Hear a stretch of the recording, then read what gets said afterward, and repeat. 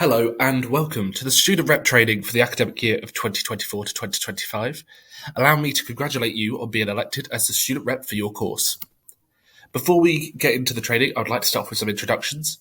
First of all, my name is Adam Peakle and I'm here to support you. That is my lovely face there in the left-hand side, highlighted by all the arrows. You can usually find me working Monday to Friday from 9 a.m. to 5 p.m.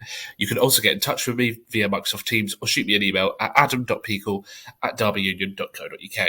Whether you have questions, ideas, or just want to chat, I'm here and I'm eager to connect. So, as a student rep, you are working as part of the student union, but what is the union?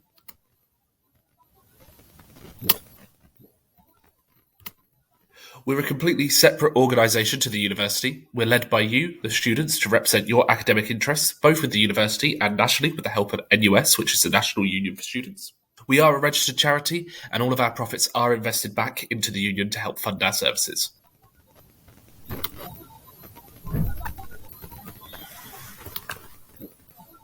So one of the main ways we represent you is with Student Voice.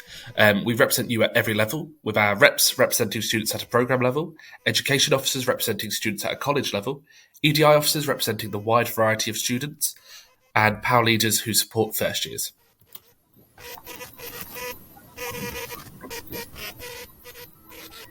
So what a lot of students know us for is food and drink. We offer a wide variety of food and drink services across the university, including blends, base camp, campus kitchen, and the university shops. We also offer a wide range of activities to partake in as a student, whether it's one of our many sports teams, one of our many societies, or one of our student-led services. There is something for everyone.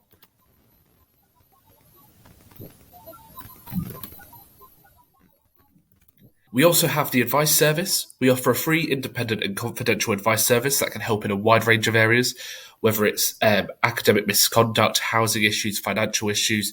They cover so many different areas. So make sure to check out their service.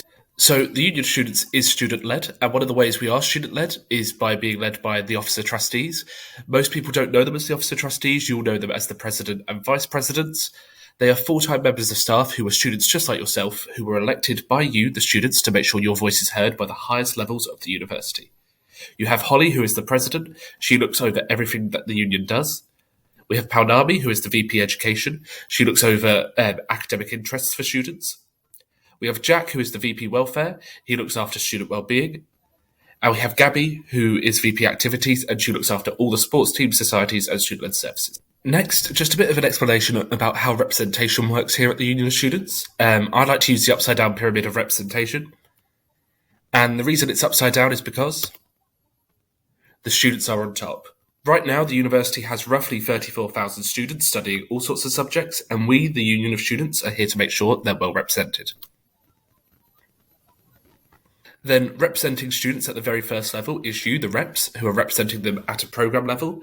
As student reps, it's your responsibility to collect feedback from your cohort, share it through the portal, and attend the rep meetings with your programme leaders.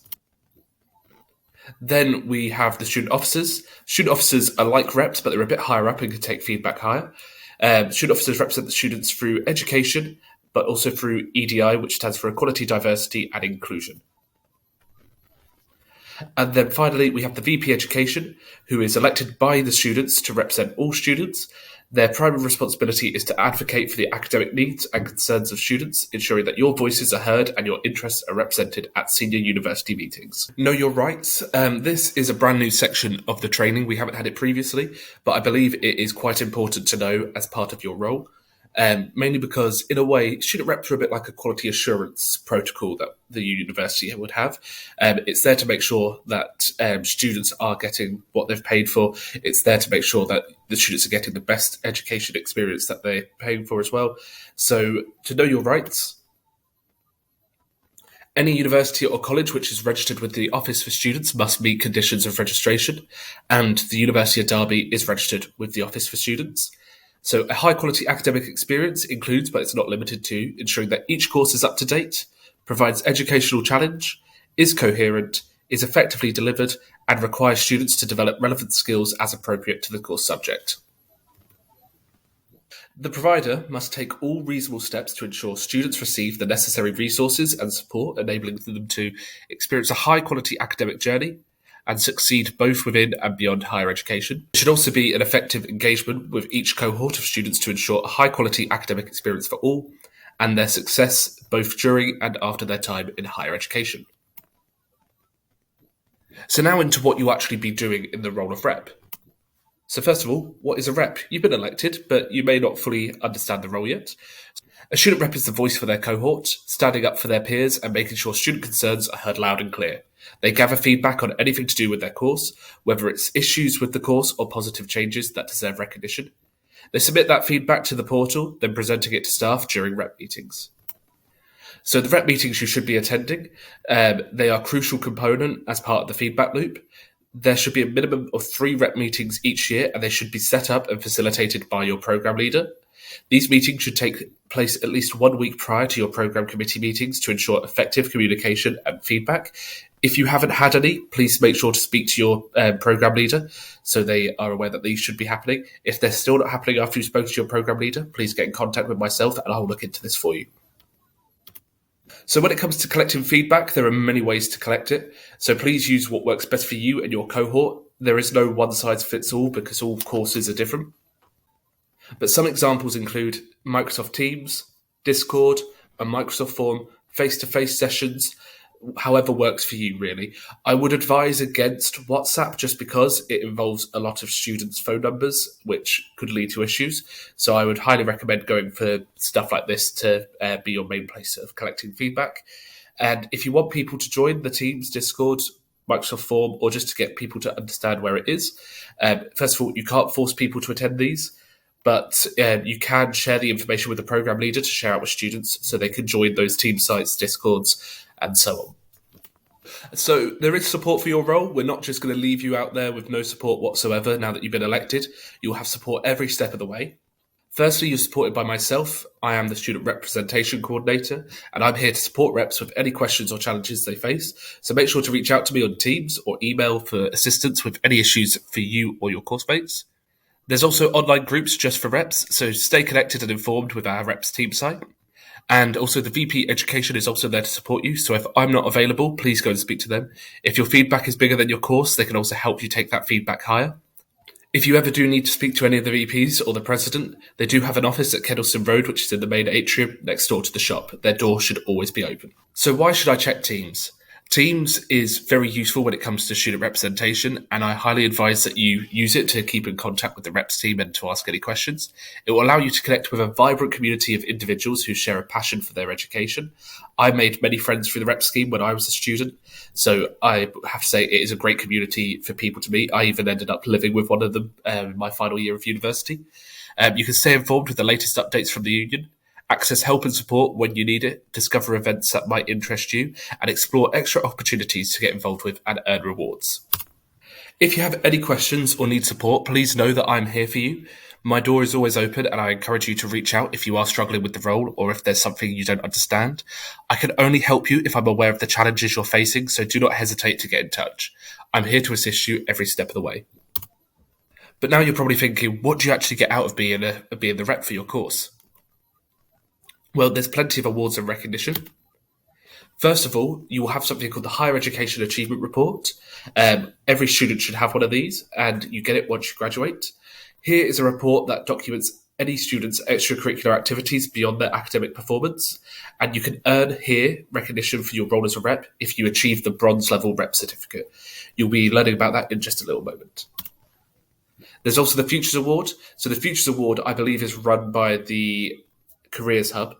The Futures Award recognises co-curricular employability-related activities that students take part in. There are 3 aspects to the Futures Award, where you have to log your hours, attend webinars, workshops, and employer presentations, and then you have to have a reflection/assessment side of it. There are also 3 levels for the Futures Award, which is bronze, silver, and gold. For more information on the Futures Award or here, you should email futuresaward@derby.ac.co.uk. So these are the different levels of the Rep Reward Scheme, which will be recorded on your here. So the different requirements that are needed to achieve those. Bronze is fairly easy. You need to submit 3 pieces of feedback to the portal within the academic year, which when you think about it really isn't a lot. If you are struggling to get feedback from people, no one's passing anything on or no one's bringing anything to meetings or contacting you. Saying there is no feedback is still feedback, as it allows them to know that students are content with the course and have no feedback currently. So next is silver, and to achieve silver, you must submit 4 pieces of feedback in an academic year and provide at least 1 piece of evidence of activeness.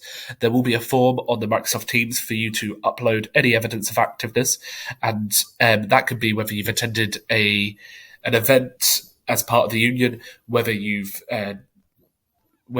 gone beyond your role as a rep, anything like that, really. There's so many different ways. So make sure to stay on the team site, because multiple events and experiences that are available will say underneath if it is relevant for evidence of activeness. Most of them tend to have registers, so it is recorded when you do attend those. Then for gold, you must submit 6 pieces of feedback in an academic year, plus 2 pieces of evidence of activeness. For diamond, you must submit 8 pieces of feedback in an academic year, plus 3 evidence of activeness. And for platinum, you must submit 10 pieces of feedback in an academic year, plus 4 evidence of activeness. And as a bonus, if you do receive the platinum level, you will get a LinkedIn recommendation from the union's CEO. There is also the Education Awards. This award ceremony is all about recognising and honouring excellence in learning and teaching, giving both staff and students the chance to take a step back and appreciate all the amazing things that they've achieved this year. There are 2 awards for reps. There is Rep of the Year, where there's 1 per college, and Rep Win of the Year. It is a fantastic event to celebrate excellence in education. Everyone dresses up for the prestigious event. You can be nominated or nominate others for the wide range of awards. And it's not just about program leaders and reps. Nominate anyone who's made a difference to your academic experience, including assistants, security, cleaners, receptionists, canteen staff, etc. So make someone's day by recognising their hard work and contribution, and you can do that around March time when the nominations are open. They will be shared within the reps team, so make sure to keep an eye out. That's the end of the first presentation. There will be a few questions, and then there'll be one more video teaching you how to use the Rep portal. Again, if you have any questions or require any support, my door is always open. And I highly recommend, if you are trying to get in contact and you need something responded to ASAP, please use Teams, as sometimes throughout the year my emails are incredibly flooded. So if you're after a very quick response, Teams is your best option. Okay, best of luck with the rest of the training, and I will see you all later.